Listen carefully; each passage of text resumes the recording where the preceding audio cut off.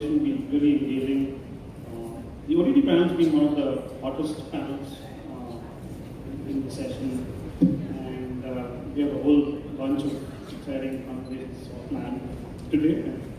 My co-panels today, I'd like to go around and probably do a quick round of introductions, maybe at the top. Good afternoon, everybody.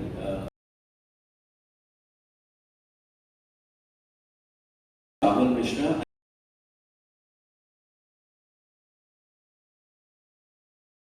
We're a 57-year-old media conglomerate based out of Mumbai. Our main play content has been Bollywood. We have about 3,500 titles. We also have a large play in the regional content space, including languages like Gujarati, Marathi, Punjabi, Bhojpuri, Bengali. The interesting part about this panel actually is, Shemaroo as a company can claim that, back in 1980s, early 1980s, we were one of the first companies to introduce binge watching. Here in OTT right now, people would rent out video cassettes on weekends and, watch back-to-back movies with families and friends. And life has taken a full circle for us, and here we are today with some of the leading OTT players and content companies, in the course of discussion I'll touch upon our OTT play, which is Shemaroo Me, and how we are expanding in the regional space in that. You were the original blockbuster of India. Yeah, Hi, thank you all for having me here. This is Amol Prasad. I lead content partnerships and new initiatives for SonyLIV. For those who are not aware of SonyLIV, SonyLIV is the OTT app, the video OTT app from Sony Pictures Network. I'm based out of Bombay. We run tremendous amount of video content on our app. It has a lot of content from our television networks, a lot of live sport programming, gaming, second screen initiatives, to name a few. The interesting part of being part of this panel is we've also launched SonyLIV in Tamil and Telugu language a month back. We are in the process, in the early stage of striking collaborations, working with some of the content creators out of Chennai and Hyderabad, and looking forward to creating some exclusive digital-only content for these markets. So we're excited to be here and we're excited to be part of this discussion. Good afternoon, everyone. My name is Sunil Kamath. I run the business for ShareChat. We are India's homegrown social media network with 60 million users every month. We use our platform across 15 languages. And our claim to fame is we don't do English as a language in our app. It's only regional languages that we run on the platform. We are a UGC platform, which means we're a user-generated content platform. Consumers create content using the app or the camera in the app. And that's been a journey which has been very exciting. I'm happy to share a lot of information as we go through this panel. Hello all, I am Jacob. I head branding communication for Penna Cement, one of the fastest cement growing cement companies in the country today, with presence across the south and moving into the northern part of the country. Today, I'm sure we'll all be able to discuss on the OTT perspective, and we'll have an advertiser perspective as well to be thrown in. Hello everybody. I don't know if Shankar is the audience, but every time I call him up and ask him how are you, he normally says, "Number one Chennai la irukken, so happy irukken." So I think since we are talking regional and since we are talking OTT, maybe I'll introduce myself in Tamil. My name is Punita, M.A. Punita. I used to work agency Madison agency or Ramadan Vela Panne. So all the people in the agency were hi. Adukapra Alivarshan Google Vela Panne. So everyone in digital were a big hi. And I consulted the leading OTT platform, but I'm here as a digital evangelist. So I'm really looking forward to this panel discussion. So I'm not talking about any company because I'm just going to talk about digital. That one little statement that Punita made, I think, was daring for all of us. We'll have a sharing here. Why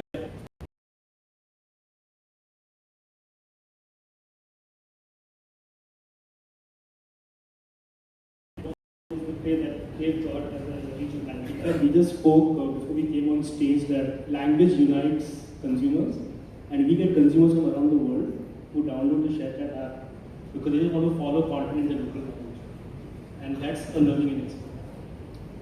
Actually, for whatever I spoke now, if you put subtitles, it would be an OTT platform. There you go. So just to quickly kind of, and just to be conscious of time, we've got a shortened time because of time constraints. We did the organizers requested. So just to give you quick stats, we've now got about 500 million mobile internet users in the country. I think most people would agree that in India there is a pre-geo and post-geo set of data points that we always talk about. Some interesting data points. In 2016, we were consuming about 20 crore GB of data, and we were paying about 250 rupees per GB. In 2018, we consumed about 370 crores of GB of data, and we were paying about 15 rupees per GB. That's the kind of tectonic shift that's happened today. And every conversation that we have will be pre-geo and post-geo. I think the one other thing that's happened is the fact that the fall in data tariffs has caused a whole new set of audiences to come into the mobile internet world. For a lot of them, this is the first exposure to the World Wide Web.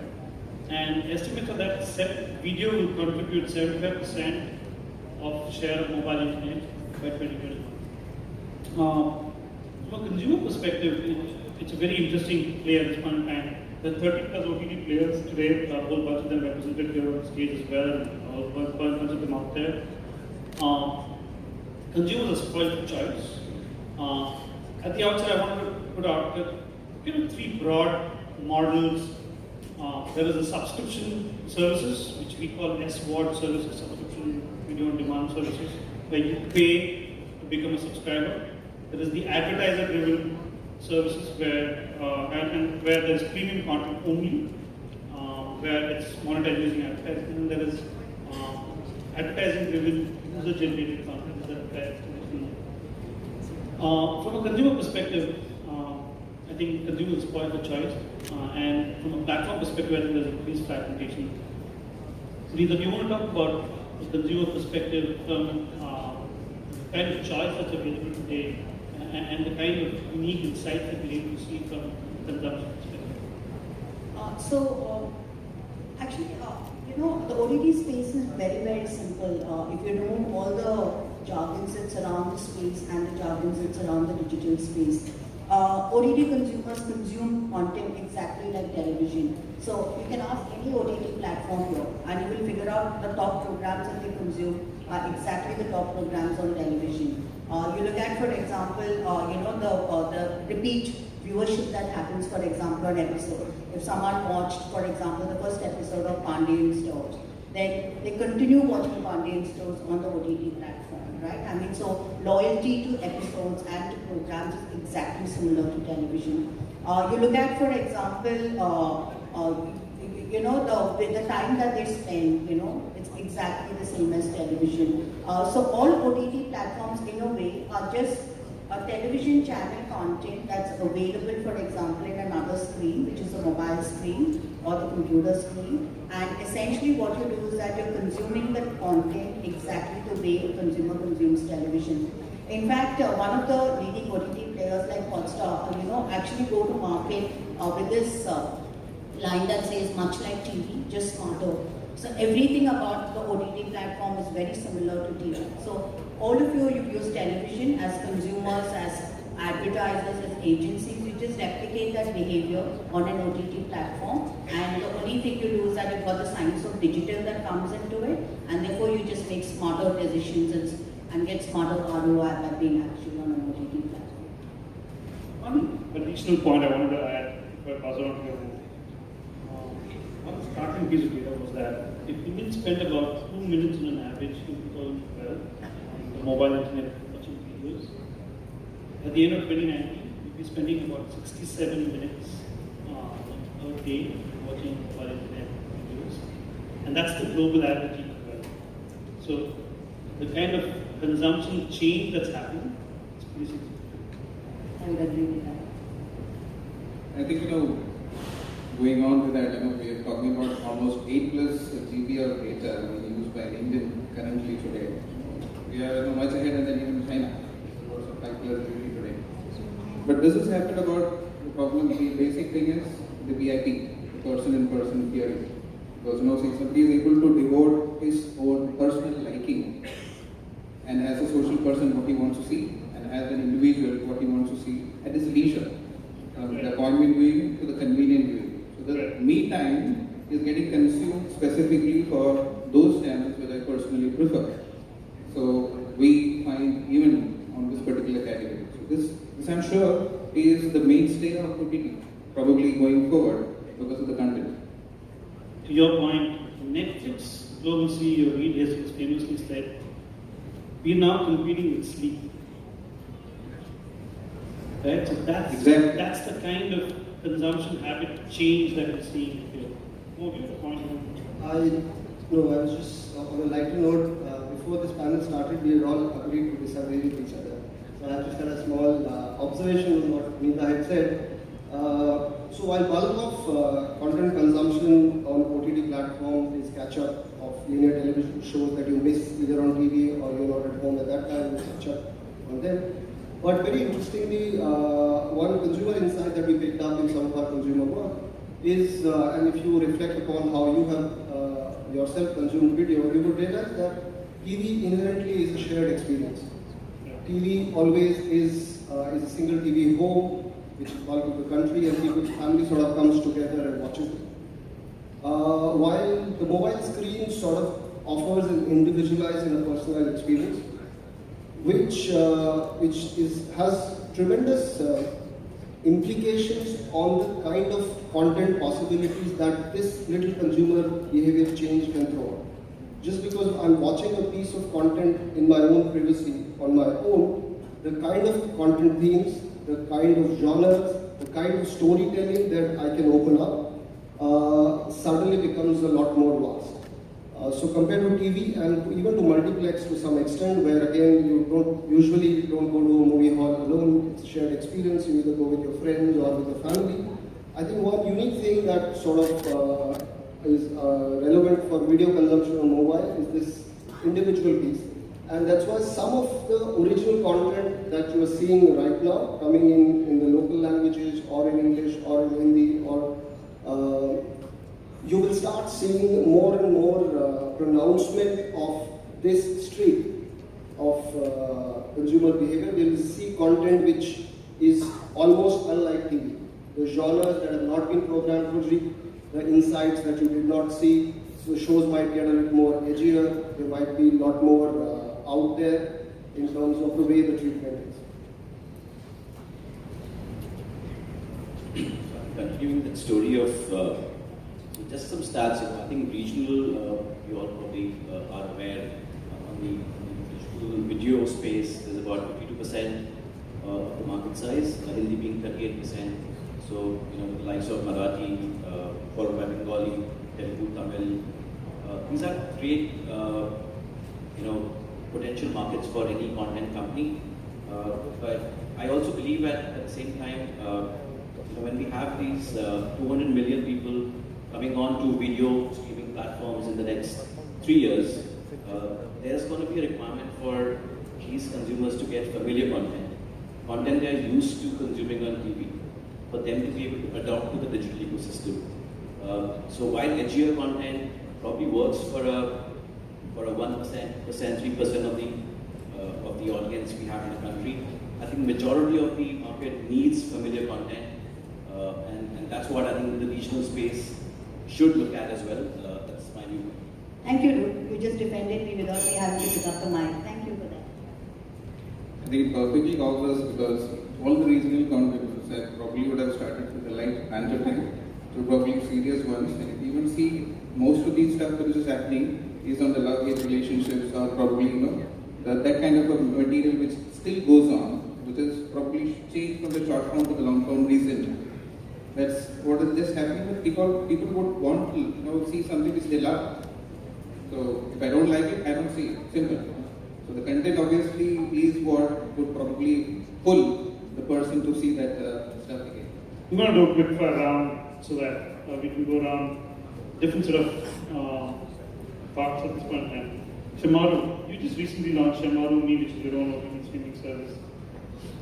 Two questions. One, are you going to do on Disney or Netflix and pull out all content from all of the platforms and make it available on Shemaroo Me? Two, are you also going to do a caravan and launch a bunch of devices and merchandise the content on those devices? Yes, interesting question. So I think we've been in the ecosystem for over 5 decades now. We've seen various trends happening in the ecosystem, from home video to DVDs to television trends to HD to now OTT. I think one thing we're very certain about at Shemaroo is we want to reach consumers with our content in the best way possible. So yes, so we will, though we have an OTT play and we are actually going really aggressive with our content bank and the likes of marketing to get users to come and sample content on us, we will still continue holding some of our key partnerships which give us more and more reach. I think the idea is to get our content to more and more people, because we expertise in certain content genres which most companies don't look at as well, like devotion, for example. We want our content to go to more and more people in the country and internationally. You guys are like the arms dealers who sell to whoever is very fast. Yeah, and there are obviously costs attached to that. So yeah, so we weigh it down as to where we are looking at our growth as compared to immediate revenues coming in. And the second part of the question is obviously, so as I mentioned, we're keen to reach more and more consumers. Though we've launched our OTT play, we also believe that the mobile screen is a very cluttered medium. One mobile is doing multiple things on a given day. So we also feel that convenience for a customer is very important. So as very recently we announced our entry into what we call the devices business, which is preloaded content devices. This could be in form of speakers, audiovisual devices, where we move the consumer away from a mobile screen, which can be used for watching content, but for a pure dedicated experience of content, offering them specialized speakers, audiovisual devices. Mo, would love to hear about the efforts that you're making from a Sony perspective, from regional partner. Sure. So, let me make an honest admission. My journey into creating content for Tamil and Telugu started 6-8 months back. And I'm just fascinated every time I have story relations planned in Chennai or in Hyderabad. These are probably the most exciting arcs that I spend as part of my work. Some of the most amazing stories, amazing talent that I get to meet. I hear stories, and because I do the same sort of work even for Hindi back in Bombay, I can sort of see the contrast and see so much potential of new stories. A lot of stuff that can be very, very exciting, has not been exploited or has not come on TV as yet, but looks very, very promising. Some of our shows you will start hearing and start seeing the consumer marketing of those shows in a few weeks from now. And we are looking to build a very, very strong lineup. We have struck some collaborations in this market with some of the key makers. We are also looking for fresh talent, writers, directors who really want to voice their stories or a story. Like they say, everybody has one story in them. And most of our efforts in terms of outreach, even my team based out of Hyderabad and Chennai, scouts out for talent and reaches out to these writers, set up a writer's room so that we can really fish out some great stories, convert them into great products as original series and bring it out on the platform. India won the metros and the top tier cities have been the fiefdom of Silicon Valley giants. You are the poster boy of India too. Tell us about the amazing journey that Share has had in the last 2 years. Okay, I think we started off in 2015 when the founders identified a certain trend on existing social media where people were trying to consume regional content, but there was not enough content, nor was there a platform for them to interact. So there's this fear of being judged on an English platform is what we realize in illusion, that consumers didn't want to really align themselves with, which is when that journey really began, and where we are today is a story in itself. We haven't spent hundreds of millions of dollars to acquire those 60 million monthly active users. They have largely been organic on the platform. And that's like learning from that perspective. Just one quick anecdote, we actually had an English language option very early on. We found that people chose English to enter the app because it's like you believe, of course I know English. It's a bit like cricket. We all believe we know. It's a bit like that. But then we saw very little engagement within the app once they entered. And when we took off the English option and left only the 4 different languages we had at that time, suddenly people had to make that choice of whether they want to come in there. Where we are today, more than 40% of my active users come from the south. Tamil is like the #1 market, so I'm glad to be talking about it. Telugu is a very close second. Hindi, of course, is a much larger language, but the indexation obviously is a lot. I think since we are an OTT regional panel, as a social network, what we really do is we kind of empower creators to create content on platforms through the tools that we have.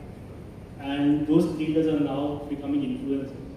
And it is now that they have been approached by brands who are trying to reach out to these tier 2, tier 3, tier 4 audiences who are largely SEC, BC.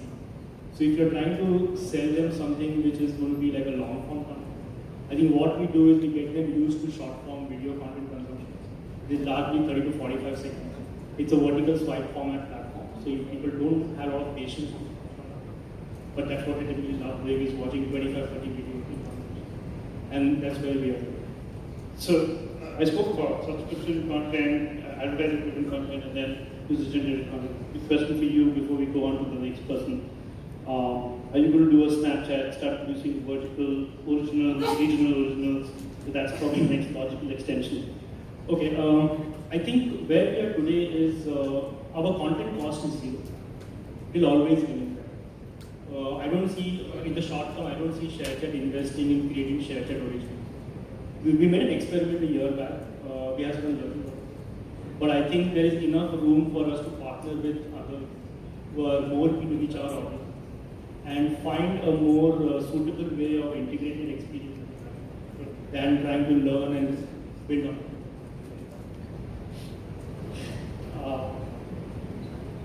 The advertiser room, the most important question.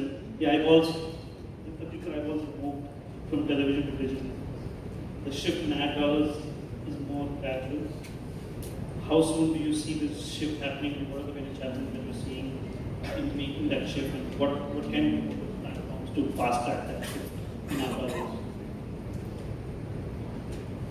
The convergence of these platforms has certainly generated a lot of interest for an advertiser. Without saying, I'm sure all of us do agree on that. But what would be the value my dollar would get back is a question which we are still not able to answer. Okay, if, for example, on a television or probably a related platform, we have some specific agencies who rates it, but probably for this, it's only maybe an Alexa or a Comscore or NSRF which would support your specific claim. Okay, still, you have very niche audiences, so that as a brand, if it's a specific messaging which you want to reach out, yes, that's a possibility. But I think the market is not yet mature for an advertiser to take a specific call to get, for example, a construction brand for that matter, to get associated with a specific program or a specific campaign for that matter. I'm sure things are changing.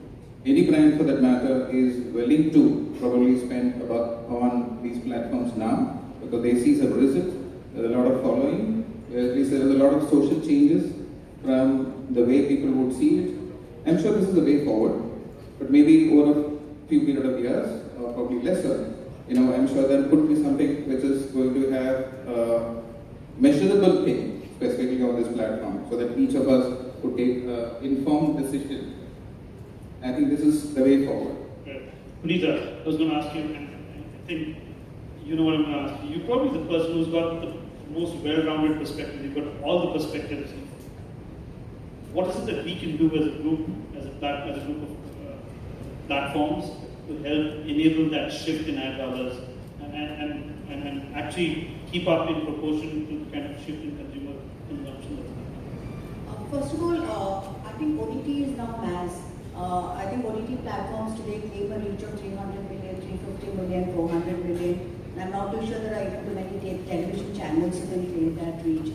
So first of all, OTTs have arrived and it's time of the OTTs now to get used to plans. That's the first thing. The second thing is that, by the power of it being digital, it is measured. Because if you look at it, any digital plan will give you clicks, will give you reach, will give you frequency, will give you impressions, and all of it are third-party measurements that actually count. So the fact of it is that measurement already exists in digital. Should OTT be measured like television? I genuinely do not know if that's the right answer because we're going backwards rather than forward. And that's the second thing. The third thing is that a lot of brands today, in their minds have started, for example, and I remember when I was working in Godrej in Madison, they used to do this, where they used to keep aside 20% of their monies, the overall budgets, for trying out new things to see that if it works. And then if it works, they start actually migrating monies then to the medium that actually works. So that will be the third thing that we would do, which is to start trying, because you're never going to get success stories from the world around you if you don't create the success story yourself. And the fourth thing is that today, I think if you do not do it fast, you've actually lost the momentum and the opportunity that you actually have. So those would be the points I would say where OTTs have scale. I do not know how big a scale you require to start using them. OTT being digital are already being measured. And start experimenting, you will know if it works. And don't wait for someone to create that success story, create it yourself. It's a great way to summarize the session. Thank you so much, Meeta. Thank you so much, all the panelists. We have short of time. Thank you. Thank you so much for keeping up time. And yes, regional content is gold. Thank you. Once again, a big round of applause for this fantastic panel, ladies and gentlemen. I take this opportunity to invite Mr. Anand Sankeshwar, Managing Director, Digvijay News, and Mr. Palni from Media 95 to join us on stage and felicitate our panel and moderator. I have you on stage.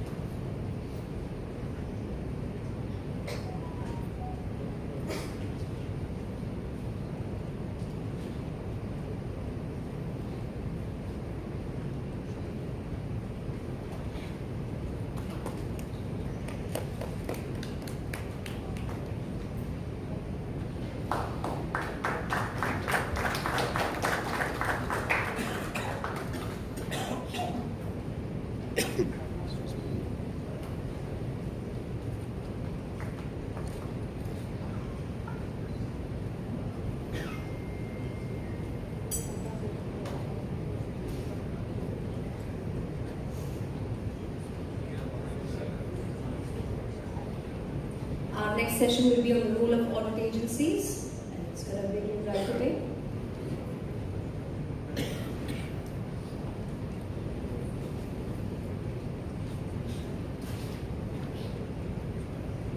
All right, thank you very much. And also, panel, we'd like a quick group photo holding your mementos. Thank you so much, gentlemen, for honoring our panelists and moderator. Can we have a quick group photo, all of you? No, just the panel and the moderator alone. Yes, with your mementos in hand. A quick group photo, if you don't mind. Quickly.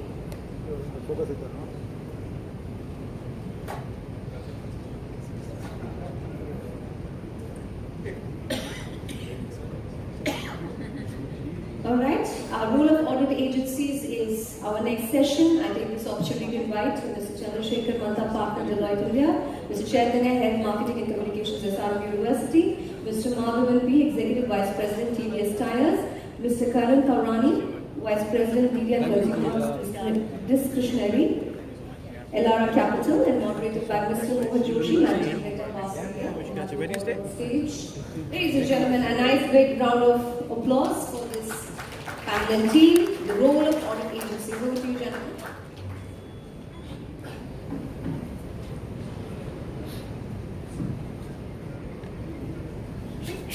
Good afternoon, everybody.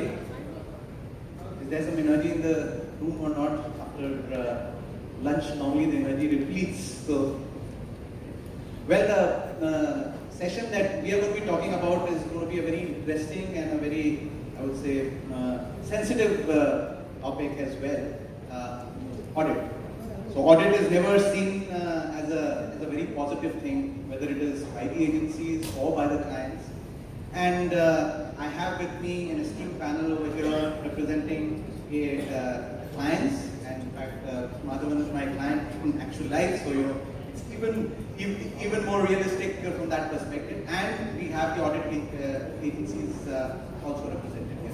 Now, before we start, let me just take you back in time. If we were to rewind the time machine, and those people who started their careers in the 90s would remember that. When the advertising agencies used to work with clients, there was no audit as a concept, right? There was a 15% that the agencies charged. It was very happily given by all the clients. And it was never asked. There was no questions that were discussed around it.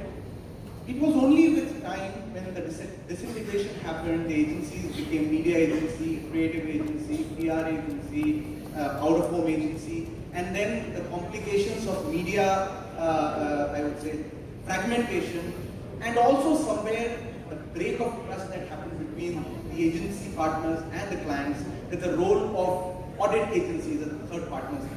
So with this, I will first request Ms. Madhavan. The first question that I have for all of you is that what do you think made audit so important? What has made audit so important in today's day and age? What is it that triggered the importance of audit in this environment? There was no media audit before 1995, 96. Mr. Madhavan. Hey, good afternoon. Thanks, Mohit. My name is Madhavan. I work with TVS Tires. I take care of sales and marketing today. Pretty sensitive and partly controversial also. Over the next 5 minutes, I'm hoping that I'll finish a review of our agency, also managed by our agency. That's another design. Can't the agency deliver this at a fixed margin? Of course, yes. I do not agree with the line that said on trust deficit. No, there isn't any trust deficit. You have to understand where I am coming from. For example, as an advertiser, is cost pressure. We are always running against that. We're absolutely not sure how much to put in and what will be the return of the money that we put in. The bank to the buck is something which is not visible at the start. Just to be doubly sure, we have to go to someone else to check if are we doing the right thing. It's not just about the agency, it's also about our own agency. Look at it, if you can take another 45 to 60 seconds, look at it on the sales side, this is the marketing side. Sales side, a lot of these companies which used to do tendering, prices were, ballpark of the price, be fixed and so on, and everybody had their margins. Now today, pressure that the system has changed, pressure to let go change in the system. Reverse options tell you exactly what the customer wants to pay, and more importantly, what the vendor can deliver at that price. I'm not saying that this will come here at some stage where there could be agencies pitching at a particular volume for particular GRPs and at a particular cost. I don't know if that can happen yet, but till that time, the industry matures, the transparency comes in, we're going to have this media and audit agencies there. Thank you. So much, thanks. Now I'll request Chandrasekhar, you represent the audit side of the business. So, why do you think this whole situation is as it is today? What are the factors that have been responsible for it? So, thanks, Mohit. Just to introduce myself, Chandrasekhar, I'm a partner with Deloitte within Risk Advisory. I lead the media and entertainment sector for Risk Advisory, and this happens to be one of the solutions that we offer to our clients. Just to take it from what Mr. Madhavan mentioned, that the value at risk here is pretty high. So the advertisers want a lot of value for the money that they're spending on these advertisements, and there is a fiduciary relationship between the advertisers and the agencies. Now, is there a trust issue? No, even I believe that there is no trust issue. But does it require a second line of and a third line of defense? Yes. Because I think what an independent eye brings to the table is that it brings a third line of defense or the second line of defense as we call it in our world. Wherein there is an oversight or there is a maker checker kind of concept on these things. Now the role of an auditor, or I hate to be called myself as an auditor, by the way. I would love myself to be called as an advisor. So in our world we typically call it media spends advisory rather than saying media audits.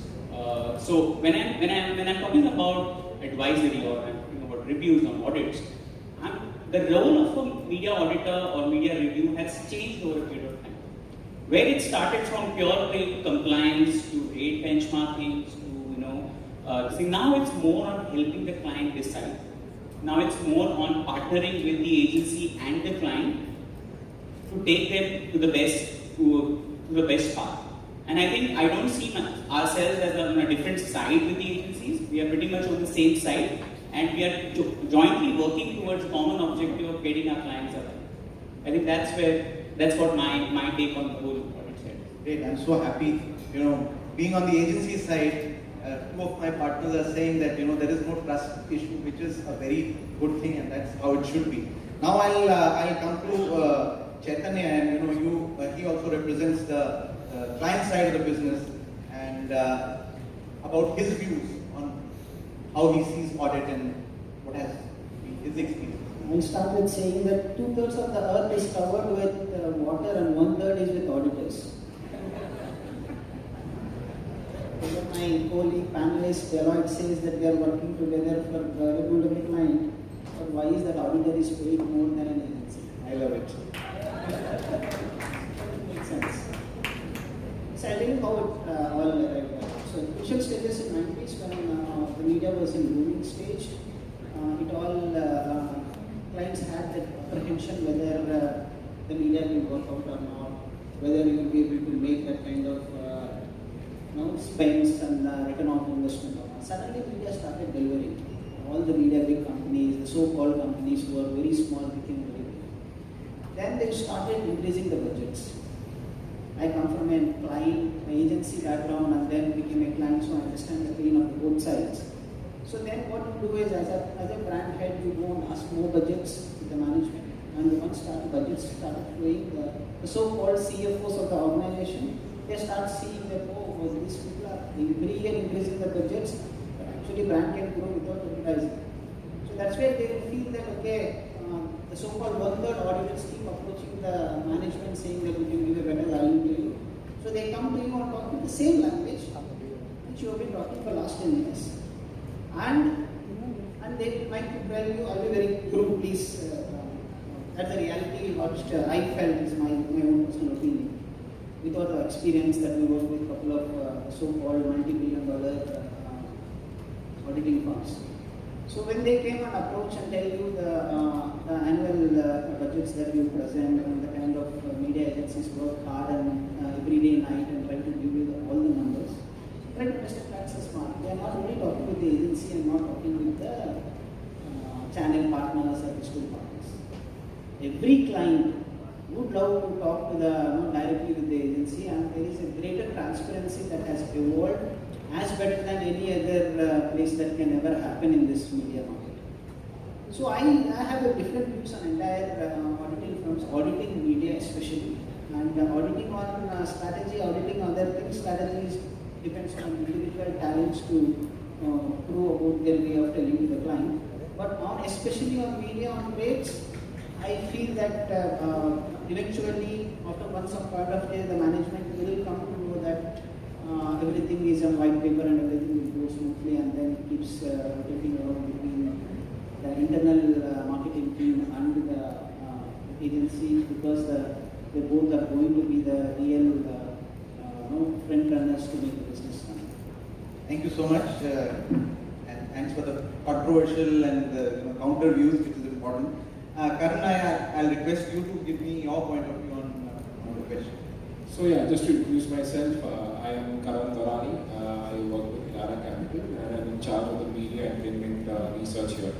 So generally just want to share my view on this entire auditing part. I think it's very much necessary to have all three parties in the conference so that there is no biasness. So basically the advertiser, the agency and the audit firm should work all basically hand in hand. And I think audit definitely is necessary to eliminate the subjectivity quotient from an agency to invest in a particular medium. And it is an effective way of measuring ROI. And specifically in today's time, I think it's a much needed kind of approach because of digital. So digital advertising today's time, as you know, is more bot based. The clicks can be bought out. It's AI based. A lot of technology is going on to that. So I think audit becomes more necessary in today's time when digital advertising is picking up in a very, very big way. I think every advertiser who would want to go in terms of digital advertising will definitely go for an audit agency to basically get some more extra effort and extra work to be done on that to measure the ROI part. Thank you so much. So interesting point of views came in, the fact that trust has not gone out, but it is the cost pressures. It's also about the fact that a lot of value is at risk, and it's a very fair point that you made. At the same time, the rate audit is not something which is most desirable, and I tend to agree with you on that particular point. How an audit company knows what is the correct rate? Give me one right reason. Today what Star sells. How will he know that whatever is selling ERP and Star Vijay, which is in there here, what is they selling at prime time is the right rate? Which an agency will is the right person to tell you what is the rate that GRP that is, what is the CRP that is there? What is the tool? Any of these audit companies which have CPRP or a ER effective rate which as an audit company can come without client's help, I'll tell you what happens. We get a mail, from an auditing company, and there is a beautiful girl who speaks to us, "Hey Chaitanya, how are you doing? I am from this so-and-so company. I want to come and sit with you and discuss about the plans that we worked on last year. Could you please share me the last year plan?" Okay, I go back and just search all my emails and try to do their outreach. They sit on my own plan, works reverse tendering what Mr. Madhavan has told me, saying that, "Oh, Chaitanya has increased the rate at 2,300 a year, that can be actually closer to 200. So in the same next year the budget beginning plan, when we present the same plan, last year we have not increased the rates of Star or Hindu or Times of India, they came rushing around to me and saying that we have grown our numbers, we have been doing so good, so please increase my pay 10%, now inflation rate has become so well, but as a client I will not be able to increase it. But then audit comes and says, last year itself you paid so much, Chaitanya, how can you pay it so well? So I wanted to understand in this panel how an auditing firm can tell me that this is the perfect rate on this channel or in this ERP, what is the tool without having the base of what client has, they can tell me, then what is my point? You're taking the finger away from me. Very valid point. Would you want to respond to that? Yes. I'll try and address that. See, I get your point on that you are in a better position to kind of understand the rates because you've been dealing with the client, day-to-day basis, you are in touch with the pulse of the media and you understand the rates. Having said that, I think it's fair to also recognize the fact that the auditor on the other side may also have equal amount of experience, knowledge, as well as the wherewithal to understand what is working in the market currently. Now, over a period of time, and I think most of the audit agencies, or as I say, advisory agencies in this space, have been in the play for more than 15 years or so, right? So over a period of time, we've had clients who've seen value, and if over a period of time we've generated value for them, over a period of time they've seen some savings out of this, I think there is some merit in the way an independent eye sees the way things are being operated. So I think, in my view, yes, I agree that agencies have the right capabilities to get the rates right. But at the same time, an auditor comes up with a very independent and an objective approach with also probably equal skill set and can add value to this process. I think that's where I see in most of the clients that I have worked or where we have worked, I think we have been able to add that value. Well, it takes science, but I'm not exactly supportive of the audit agencies, but one thing we need to keep in mind they are working with multiple clients. They know how the other clients are used, how the other clients are paid. Which as a buyer, which as a advertiser, I'm not privy to that data. What the audit agency knows. Once he comes and tells me that, look, we've analyzed and this is what price in the market generally is. And I know that, look, if I'm charged that same price, I know that, look, I'm paying the right one. Otherwise, it's absolutely, I'm blind and stone blind there. So, for us, till then we get transparency there. If there is a syndicated report which publishes what would be the right price, then probably audit agencies will manage, or they will morph to be the syndicated reporting agency, so to speak. So I'll come to another slightly controversial question, and whoever wants to respond, please respond. At times, I represent a media agency, and sometimes my clients, not you, but sometimes some of my clients say that, I've hired this auditing agency, and they are giving me A, B, C, D, E information, and I tell them, okay, but I could have also given you the same information. I would not even have charged you, because that probably would have been a part and parcel of my regular offering to you. And I'm sure you're giving a very, very big sum of money to those guys to give you that data, and obviously layer that with their own learning, which I'm not questioning at all. But then the question is that delta that you are giving, whether that delta ratifies the delta learning that you are getting from them or not. So again, a very controversial question. Would you want to have a point of view on this? Not able to understand one simple logic of how will agencies will have less clients and auditing firms will have more clients in media industry. It's impossible. The only so-called big people who has big budgets are the one who will be able to appoint an auditing firm.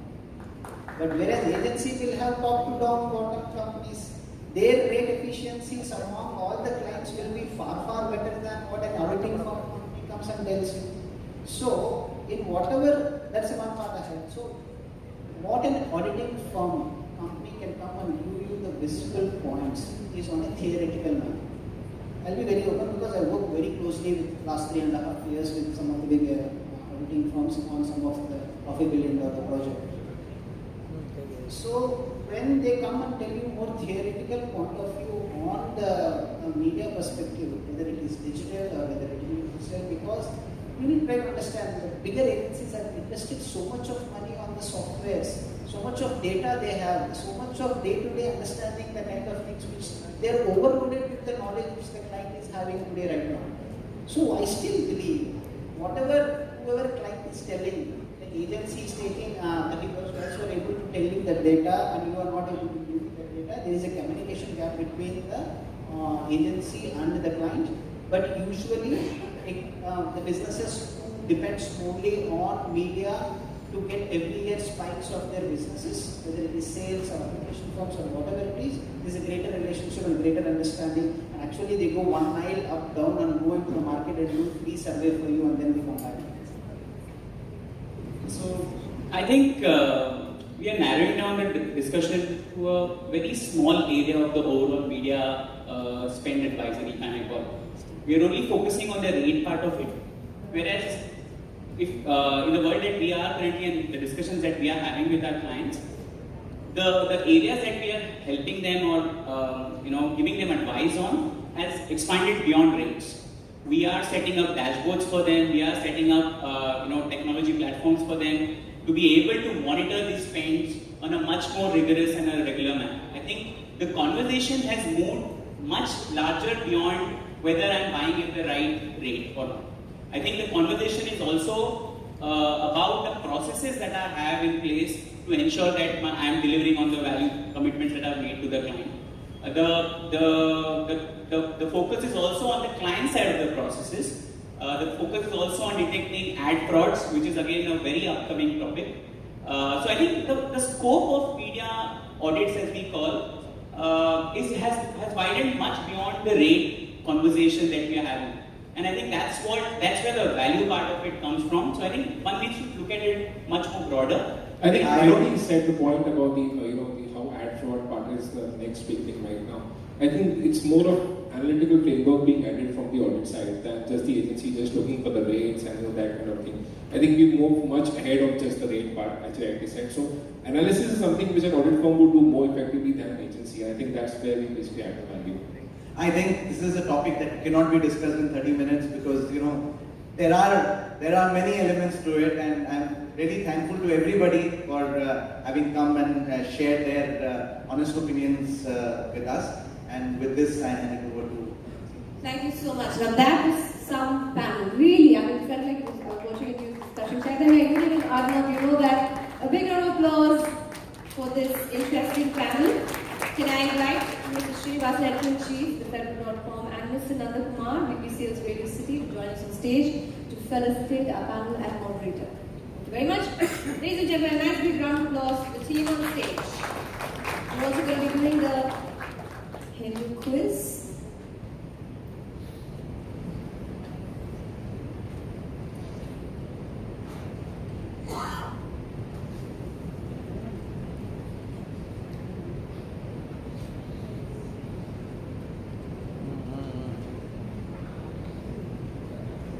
For the audience, there's a question that's coming your way and it involves the Thiruvalluvar statue. So be ready.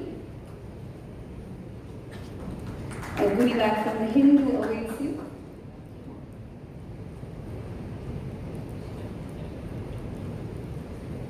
And right after this, a quick group photo of the team on stage. So yes, audience, meanwhile, let me ask you this question. The famous Thiruvalluvar statue, and it stands at 133 feet. Can you tell me where is it located? If you know the answer, are you ready? Getting a goodie bag from the Hindu. I saw you first. I will come to you, sir. Don't hit him, ma'am. I know. You saw that?